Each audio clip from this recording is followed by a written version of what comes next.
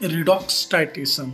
Redox titration, also known as an oxidation reduction reaction. In this type of titration, the chemical reaction takes place with a transfer of electron in the reacting ions of aqueous solution.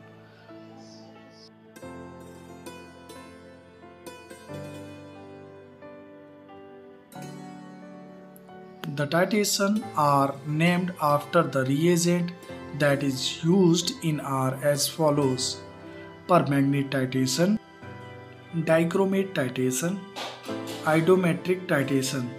Thanks for watching this video. If you like this video, then subscribe our channel or Dekhoji